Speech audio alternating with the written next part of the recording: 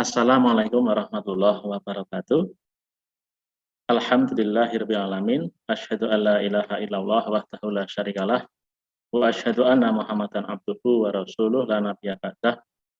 Allahumma shalli ala nabiyyina Muhammadin wa ala alihi wa sahbihi wa barik wa sallim ajma'in amma ba'du. Teman-teman semuanya, siswa kelas 10 tahun pelajaran 2021-2022 SMK Muhammadiyah Cangkringan yang saya cintai dan saya banggakan. Yang pertama, marilah kita panjatkan puji dan syukur kehadirat Allah Subhanahu wa Ta'ala atas segala limpahan karunia-Nya, sehingga pada kesempatan pagi hari ini kita dapat bertemu walaupun secara virtual dalam keadaan sehat walafiat tanpa kurang suatu apapun.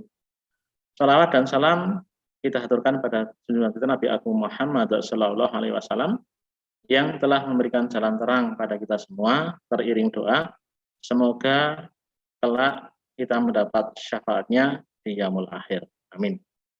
Selanjutnya kami ulangi perkenalkan, saya Sigit Kurniawan, sarjana sains magister pendidikan. Di sini selaku pengemban amanah sebagai wakil kepala sekolah urusan kesiswaan mengucapkan selamat datang dan terima kasih atas kepercayaan Anda sekalian untuk melanjutkan pendidikan di SMK Muhammadiyah Cangkringan ini. Anda telah menjatuhkan pilihan yang tepat dan bersama-sama kita raih kesuksesan. Amin.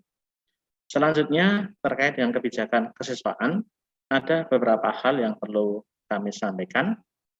Yang pertama, kedatangan Anda sekalian kami terima dengan terbuka, kami sambut dengan gembira, terpancar berjuta harapan kesuksesan di masa depan. Yang kedua, dalam mewujudkan harapan itu tentunya diperlukan kerja keras untuk mencapai kompetensi yang diharapkan, baik kompetensi akademik atau profesional, kepribadian, sosial maupun spiritual. Kompetensi akademik atau profesional dapat diraih melalui kegiatan pembelajaran, pendidikan dan pelatihan, baik secara teori di ruang kelas maupun secara praktek di bengkel atau laboratorium, maupun Anda bisa berselancar di dunia maya mencari sumber-sumber ilmu yang sekarang semakin terbuka lebar. Sedangkan kompetensi kepribadian, sosial maupun spiritual dapat diraih atau diasah melalui pembiasaan dan pengembangan diri. Pembiasaan yang dimaksud adalah pembiasaan kedisiplinan, ibadah, pembiasaan untuk berakhlakul karimah, bertata krama, sopan santun, baik dalam ucapan maupun perbuatan. Sedangkan pengembangan diri dapat diraih melalui ekstrakurikuler, pelatihan berorganisasi dalam Ikatan Pelajar Muhammadiyah atau IPM, maupun berpartisipasi dalam aneka kontestasi atau kompetisi atau perlombaan, baik secara internal maupun eksternal. Setiap ada kesempatan, manfaatkanlah dan ikutilah dengan sebaik-baiknya sebagai tambahan bekal kalian. Yang ketiga, untuk mencapai tujuan tersebut, maka disusunlah rambu-rambu yang tertuang dalam tata tertib yang memuat kewajiban, larangan, dan sanksi. Nanti insya Allah kita sampaikan lampirannya dalam bentuk PDF, walaupun sebagian kita tampilkan dalam kesempatan ini secara langsung. Bacalah tata tertib itu dengan cermat dan lebih cermat lagi khususnya tentang pembelajaran di masa pandemi. Laksanakanlah kewajibannya, tinggalkanlah larangannya supaya terhindar dari yang namanya sanksi. Perhatikan dengan cermat lagi pada sanksi berat, yaitu pengembalian ke orang tua. Jauhilah sejauh mungkin agar hal itu tidak terjadi. Kita lihat sekilas tentang tata tertib, mohon bisa ditampilkan. Di sana ada kewajiban, ya, kewajiban pada pembelajaran normal. Sekarang posisinya sedang tidak normal. Di sini ada kewajiban umum tentang sikap dan perilaku, pakaian, kehadiran, dan seterusnya. Nah, kita fokus pada kewajiban pada masa pandemi. Coba perhatikan bagian B, pembelajaran yang memungkinkan dilaksanakan di masa pandemi ada 3 jenis atau 3 model, yaitu daring, belajar, mohon bisa direvisi nanti, belajar dari rumah, BDR, nanti kita revisi, luring atau pembelajaran tatap muka, terbatas, dan gabungan atau blended learning.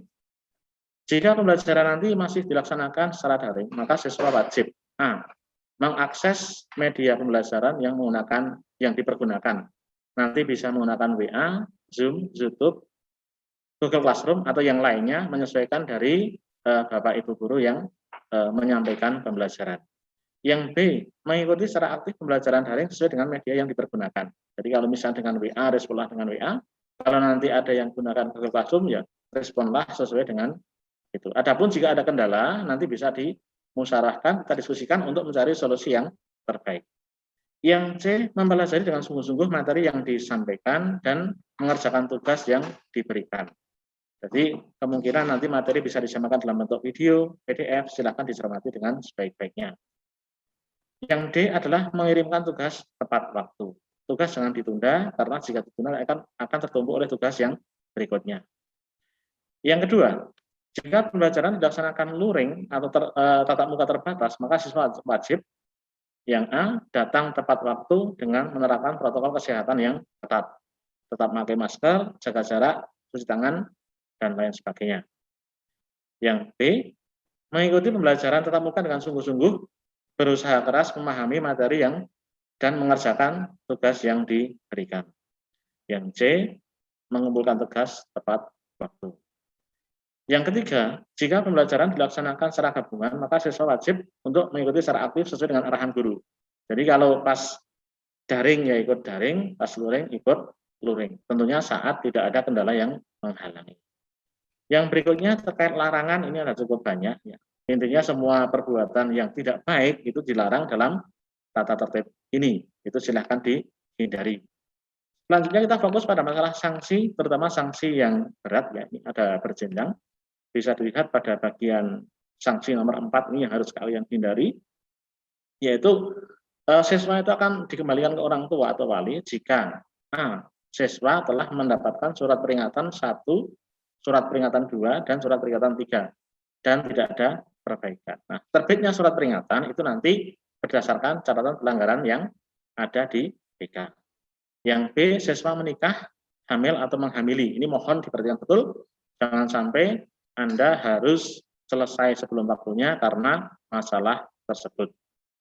Kasus yang C, memakai tato dan tidak bersedia menghapus. Ini bisa kita sampaikan contoh, dan ini selalu saya tanyakan ketika Anda mendaftar kemarin, saya tanyakan apakah punya tato, jawaban Anda tidak. Itu harus dipertahankan, karena ada kasus pada masa yang lalu, ketika siswa itu mendaftar masih kondisi bersih, di tengah perjalanan memasang tato, dan kita konfirmasi ternyata betul, maka kami sampaikan bahwa dalam tata tertib SMK Muhammadiyah Cangkringan, maka menggunakan tato itu tidak diizinkan, maka harus dihapus.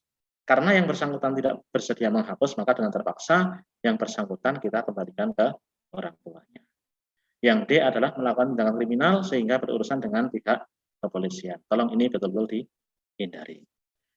Para siswa yang berbahagia, tentu kita berharap bahwa Anda semua nanti bisa lancar, bisa melaksanakan semua itu dengan sebaik-baiknya. Namun dalam perjalanannya tidak jarang ditemukan hal-hal yang kurang sesuai harapan, yang kurang sesuai dengan tata tertib. Terjadi pelanggaran tata tertib baik dalam kategori ringan, sedang maupun berat. Terkait hal ini, tentu pihak sekolah dalam hal ini adalah kami, kesiswaan melalui guru BK dan wali kelas akan selalu melaksanakan pembinaan. Dengan pembinaan diharapkan seluruh siswa dapat berjalan melaksanakan proses pembelajaran sesuai dengan koridornya atau jalurnya, sesuai dengan tata tertib.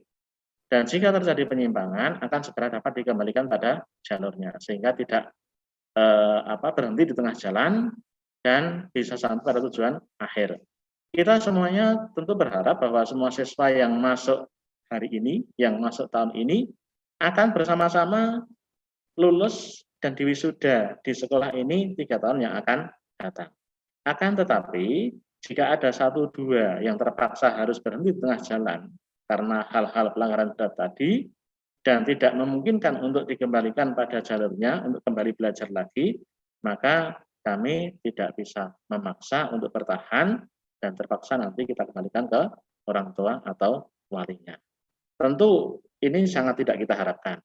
Jadi hari ini Anda kami sambut dengan terbuka, dengan gembira, tapi kita tidak lantas menutup pintu. Artinya masih ada jalan keluar. Sekali lagi, tapi kita berharap hal itu tidak terjadi. Jadi semua yang masuk hari ini, kita harapkan 3 tahun yang akan datang akan menjadi lulusan yang handal, yang kompeten.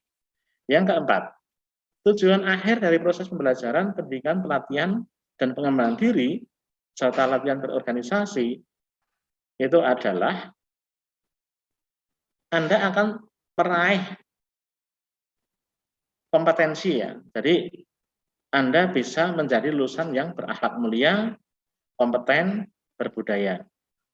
Dengan kompetensi yang dicapai, maka nanti 3 tahun yang akan datang, tentu Anda akan